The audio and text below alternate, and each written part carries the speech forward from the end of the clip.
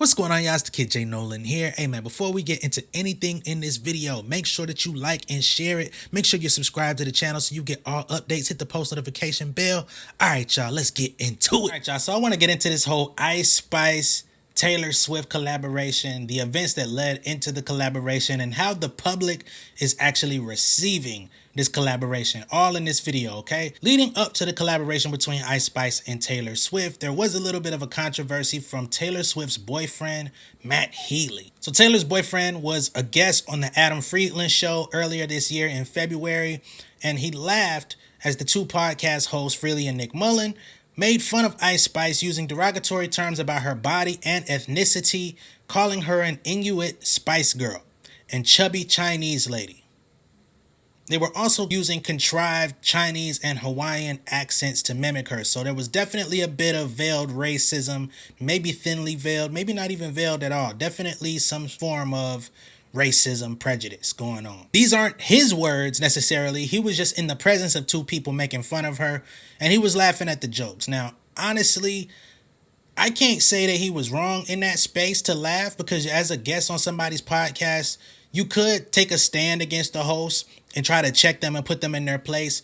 But to be honest, a lot of people, when they go on people's podcasts, you're trying to promote your music, trying to promote a specific message. You're trying to be non-confrontational. You're going with the flow, and you're really just trying to do your duty to get through the interview and, you know, have it as smooth as possible and have the best product come out on the end. But what Matt Healy did say is that he tried to message Ice Spice on Instagram. When they asked him if she sounds the way that they indeed mimicked her, he said, yeah, that's what Ice Spice is like. Then he proceeded to call her dumb.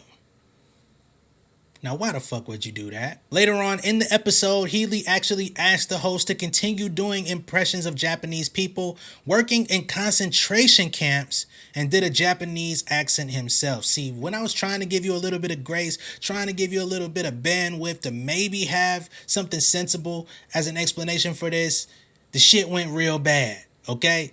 So I can't even come to your defense. You're fucked up. You're definitely racist. You're definitely prejudiced. You're not a stand-up comedian, so fuck all that. You know you done fucked up, right? Back in April, he did proceed to apologize while performing in Auckland, New Zealand. Shout out to the New Zealanders out there. He told the audience, I just feel a bit bad and I'm kind of a bit sorry if I've offended you. Ice Spice, I'm sorry. It's not because I'm annoyed that me joking got misconstrued. It's because I don't want Ice Spice to think I'm a dick. I love you, Ice Spice. I'm so sorry. Yeah, you should be, motherfucker, because if you reached out to her and you spoke to her, why would you allow people to make fun of her in such an insensitive way? It's one thing to be like, all right, y'all, we can get off that. I'd like to move on to another topic or something along those lines and try to proceed the conversation and move it forward. But y'all continue to talk about it. Y'all, you let them continue to joke about her, and you proceeded to make racist jokes about Japanese and other types of Asian people. So as a black person, you probably feel somewhat the same or similar about us as well. Let's keep that all the way above. And the podcast episode has been deleted and taken down since then, so they know they was motherfucking wrong. Earlier in the week, Taylor Swift made it her business to come out and say the quote, I'm a fan of this brilliant artist, and after getting to know her, I can confirm she is the one to watch. To which Ice Spice responded in a tweet saying, sweetest person ever, thank you.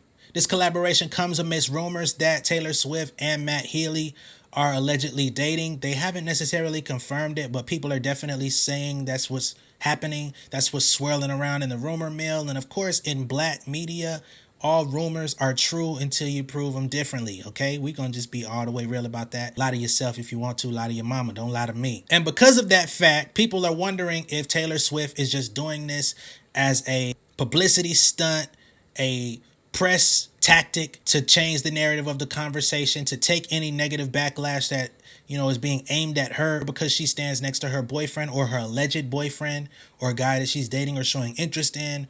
And it's like, all right, let me clean this up. Let me actually get Ice Spice on a song. Let me come out here and show her some love. Let her know that I don't feel that way. And let's clean this up before it gets too ugly. Some people in the pop world are even accusing Taylor Swift of staying quiet on important issues like the LGBT community's rights and publicly taking a stance only when it's convenient for her. So they feel like she's had other infractions in the public eye that just don't seem to add up, and everything with her is not as it would meet the eye. I don't really follow Taylor Swift all that closely, but I from what I've seen, she doesn't seem like a racist person. I don't get that vibe from her. I don't feel like she's against the LGBT community. I just think that Taylor Swift only speaks about things that are important to her personally. When it comes to her music, she's going to speak out. When it comes to people messing with her actual content, when it comes to platforms monetizing on things that she can't, yeah, that's important to her. Anything else, she probably has no business speaking about it. She probably can't properly articulate things without sounding like an idiot, so she'd rather sit them out.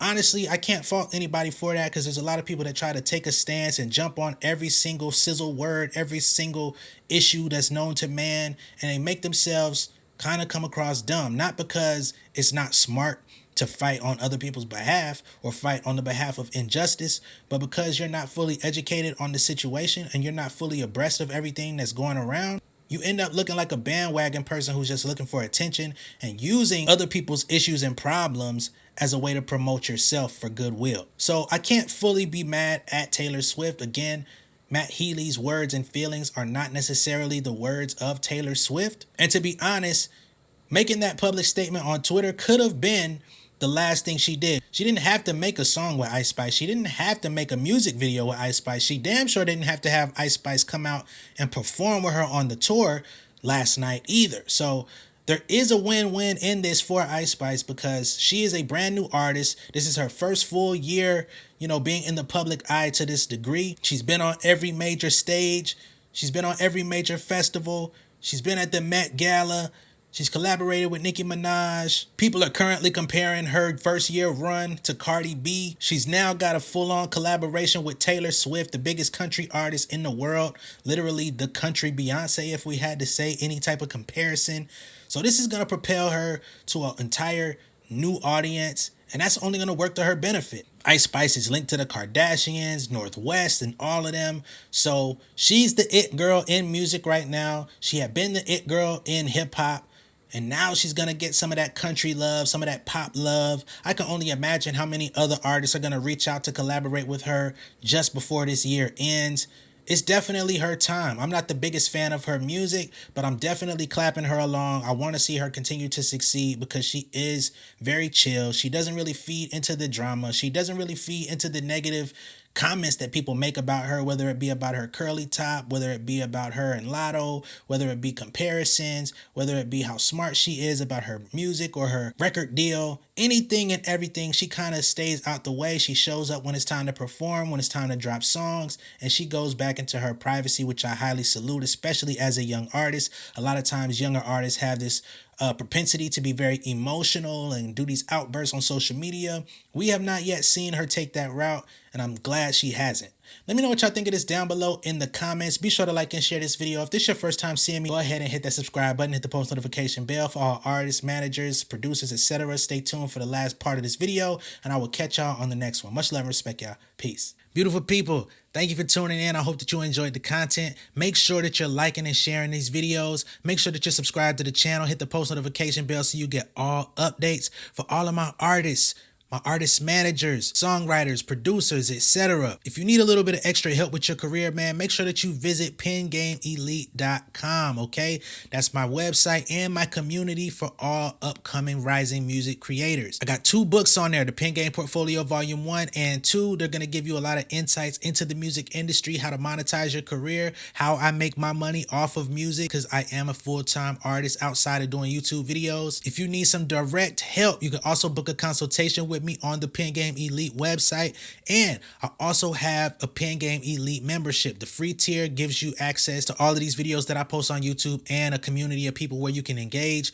But I do have the membership plus, okay? You can join that for $50 a month or $500 a year, and I will actually go in and do all of the grunt work for you. If you're not registering your songs on your PROs, if you're not with Song Trust or the MLC, if all your collection agencies and all of that stuff are not up to par or up to date, I will go in there and update all of that for you. If you need help uploading your music to a distributor like DistroKid, United Masters, etc., and you've been making mistakes, you've been claiming content ID on material that you really don't own, hey man, stop stealing people's money. If you do this stuff the right way, you're gonna make it anyway, okay? You can join the membership plus, and again, I will do the work for you, and you're gonna get a free consultation every month just for joining. You're also gonna get the 2 books for free soon as you join the membership plus. All right. Much love and respect. I'll catch y'all later. Peace.